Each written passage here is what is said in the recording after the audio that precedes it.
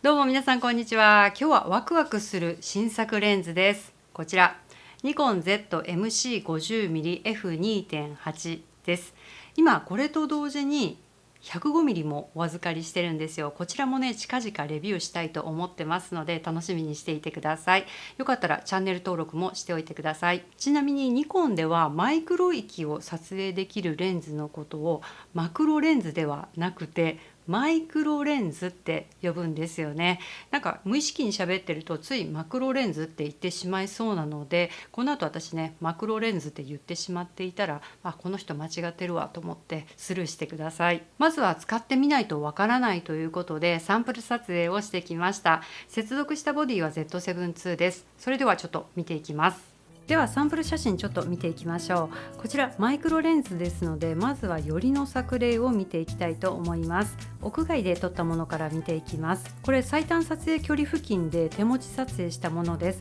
曇っていて風も断続的に吹いている状態でした。ここにピントを合わせたんですけど、拡大してみるとこの細かいプツプツとしたところまでしっかり映っています。ちなみにこれどんな状況で撮っていたものかというと、こんな感じ。市街地のあちこちにあるような何の特別感もない植え込みです。いつもだったら目にも留めないような場所なんですけど、このマイクロレンズでぐっと寄って撮ってみると別の世界が見えるっていう感じです。でこの状況で別の葉っぱに目をやってみたら、これハエかな、虫がいたので試しにこれも撮ってみようと思って撮ってみました。あんまり近づくと飛んでいってしまうかなと思って近づきすぎない程度のところで撮ってみたんですけど、撮れたものを見てびっくりしました。拡大するとちょっと気持ち悪いですけど、せっかくなので等倍で見てください。こんな感じで超精細に撮れてるんですよ。あまりにも精細に撮れていたので、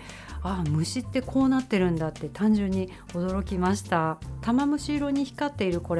こが目なのかな。それから体に生えている一本一本の毛、体の模様、細かいところまで映っています。手持ちでパッとピントを合わせて撮っただけでこれだけ撮れているっていうことは、しっかり三脚にセットしてカメラの設定もバッチリ設定すればもっと高精細なものが撮れるに違いないと思いました。でこれもね同じエリアにあった植物で、いつもだったら目にも留めないものなんですけど、こうやってマイクロレンズで近寄って撮ると、とにかくねなんだかすごいものかのように撮れちゃいます。通常マイクロレンズ以外のレンズで写真を撮ると F8 って言ったら結構絞ってるよなと私は感じるんですけど、マイクロレンズで被写体によって撮る F8 って全然絞ったうちに入らないなと感じました。ピントを合わせたこの辺りの前後のボケもクリーミーで綺麗ですよね。ちょっと気になったのがこの二重線。これどういう時に出るものなのかな、ちょっとこれだけ気になりました。で次背景のボケなんですけど、ここでは玉ボケはちょっとカクカクした感じですね。拡大してみます。こんな感じ。フレーム端っこに行ってもレモン型になってないですね。手前から後方にボケていく感じも滑らかで綺麗です。こちらもう一つ玉ボケの画像なんですけど、端っこまで丸くてレモン型になってないですね。でこれは F4.5 です。背景側にあるこの玉ボケがポンポンと丸くて可愛いなと思いました。で次 F 値の変化による背景ボケの違いです。これは F5.0 で、こちらが F7.1、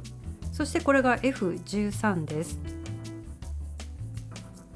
この写真の場合 F13 まで絞るとちょっと背景うるさい感じになりますね。で次これはカフェラテを撮ってみました。皆さんお食事に行った時にテーブルの上のお料理の写真を座ったまま撮ろうとすると、レンズの最短撮影距離の関係上椅子をちょっと後ろにずらしたり、ちょっと腰を浮かしたり、時には立ち上がらないと撮れないなんてことありますよね。それがこのマイクロレンズを使えば座ったまま好きな角度から撮ることができます。こんな風に全体を撮ることもできるし、それからぐっと近寄ってこのミルクのキメとか泡の質感を表現するっていうのもね自由自在です。ちょっと等倍で見てみましょう。すごい解像感ですよね。泡に何か映り込んでいるっていうのも見えるし、カップの端に泡が張り付いている感じもめちゃめちゃリアルです。これは木肌に苔が生えているのを撮りました。普通に木肌にレンズを近づけて撮っただけの何の工夫もない撮り方をしたんですけど、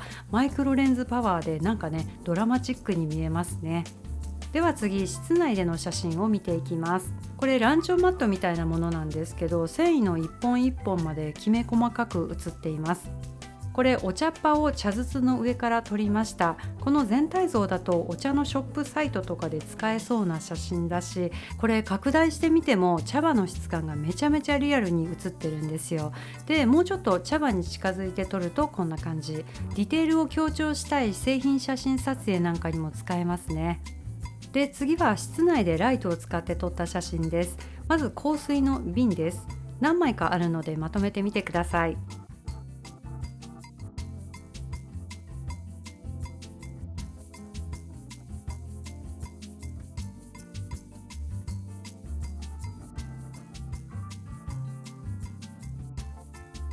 まず最初の2枚の写真はビデオ撮影用の上等ライトにミルクティーカラーのカラージェルで光に色をつけて撮影したもので、後編集で色をつけたとかではないです。普通にニコンのピクチャーコントロール標準で撮ったものです。ボトルの質感とかカーブのラインとかエレガントに表現されているし、ちょっとしか入ってないですけど液体の感じも出てるんじゃないかなと思います。で次、ここら辺はボトルの後ろに小さな LED ライトを置いてボトル部分にバックライトを当てて撮りました。このマイクロレンズ、被写体に好きなだけ近寄れるっていうこの自由な使い方ができて、サイズも小さいので手持ちでいろんな角度から撮ることができます。一つのものを撮るのにもいろんな角度から撮影することができるので、撮影の幅を広げてくれるなと感じました。ちなみに今回見てもらってるサンプル写真は全部手持ち撮影です。マイクロ撮影とかブレやすい撮影でもグリップの握りやすさイコール固定しやすいっていうことで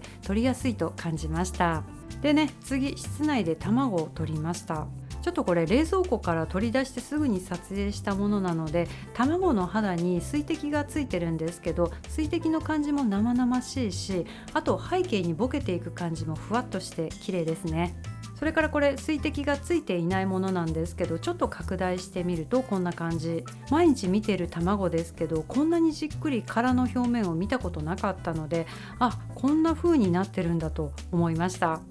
どうでもいい話なんですけど、なんか人間の肌の毛穴ですとか言われたら、そうなのかなと思ってしまいそうな感じですね。今までのところではマイクロ撮影のサンプルをご覧いただいたんですけど、もちろんこれ 50mm の単焦点レンズとして使うこともできるので、スナップ写真も撮ってきました。そちらもご覧ください。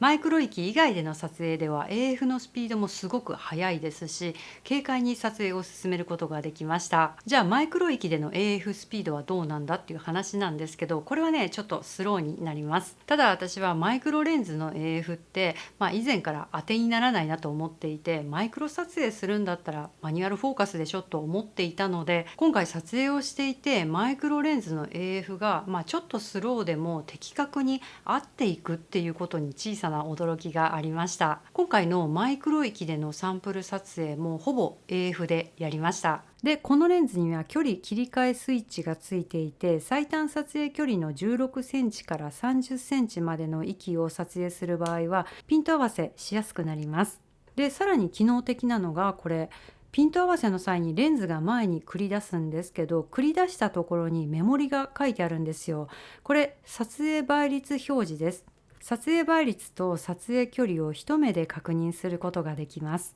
それから防塵防的に配慮した設計になってます。この配慮した設計っていうところになんとなく完璧な防塵防的ではないよっていうニュアンスは感じますね。あと一応動画の撮影に使いたいっていう方もいらっしゃると思うので、近距離での動画撮影ちょっとねテストしてみました。 AF のスピード見てください。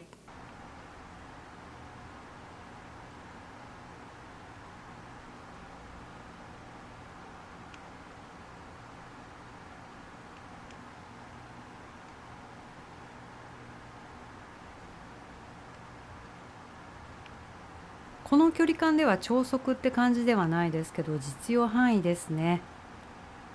それからこれぬいぐるみなんですけど、動物 AF で動画撮影してみました。ちょっと映像クリアじゃないんですけど、 AF の追従が黄色い枠で囲まれているので見てみてください。確実に食いついて追従してますね。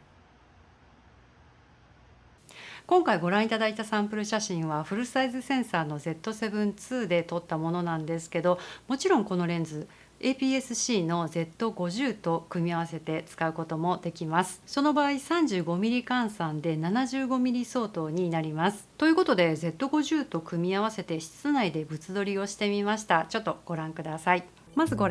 のサイズ感のトマトです。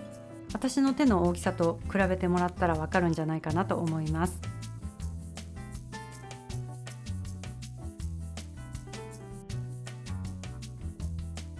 この写真ではヘタの細かい繊維はもちろんなんですけど、このトマトの肌を見てください。大きく見えている白いつぶつぶではなくて、さらに小さなこの白い点々、ここら辺の質感までしっかりくっきり写ってます。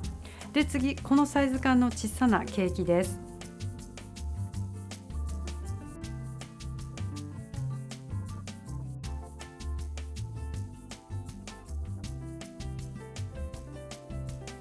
換算 75mm っていうのもマイクロ撮影ではすごく使いやすい長さだと思います。 Z50 をお使いの方もね、ぜひこれ手に取ってみてください。で総括なんですけど、このレンズ本当万能レンズって言えるんじゃないかなと思いました。 50mm 単焦点レンズの代表格といえば F1.8 なので、それと迷うっていう方もね多いんじゃないかなと思います。私 Z シリーズの 50mm F1.8 使ったことはないんですけど、そのスペックを見てみたら最短撮影距離が40センチということで、テーブルの上のお料理を座ったまま撮りたいとか、それから寄りの撮影をねバシバシやっていきたいっていう方にはね、ちょっと F1.8 だと使いづらいんじゃないかなと思います。カメラを構えた位置から40センチ以内の撮影って日常的に結構多くないですか？シャッターを押そうと思ったら被写体までの距離が合わなくて撮影を諦めたっていうケースあると思います。さっきも例に挙げたようにテーブルの上に乗っているお料理を座ったまま撮りたいってなると、このねカメラとお料理の距離が微妙な距離なんですよね。それから何か手に持ってそれを撮影したいっていう時に、その最短撮影距離の縛りがあるとどうしてもねちょっと撮りにくいですよね。でも F2.8 でしょって、そこがネックになってるっていう方、 Z シリーズのボディねすごく暗所撮影に強いんですよ。以前私 Z5 のレビューでもお話ししたんですけど、夜の撮影が楽しくなってしまうっていうほどよく撮れます。 F2.8 でちょっと物足りないなって思うところは Z シリーズのボディで補うことができます。それからここからは付録なんですけど、このレンズを使ってフィルムスキャンやってみました。使用するのはこちらの機材です。ニコンさんはこういうレアなキットを出してくれてるんですよ。こんな感じでフィルムをレンズにセットして正面からライトを当てて撮影するだけです。これを写真編集ソフトに取り込んでちょこちょこっと編集するんですけど、詳しいやり方とかは私の以前の動画で解説しているので、興味がある方はぜひそちらをご覧ください。今回この Z7-2 が4575万画素ということで、フィルムの流浄感も詳細に再現してくれています。このマイクロレンズこういう使い方もできますよということで、ちょっとねお知らせさせていただきました。ということで近々またこんな感じで 105mm のレポートもやりたいと思っています。ぜひチャンネル登録といいねボタンお願いします。それから告知とかはインスタグラムストーリーズでやっているので、そちらもぜひご覧ください。それではまた次回お会いしましょう。さよなら。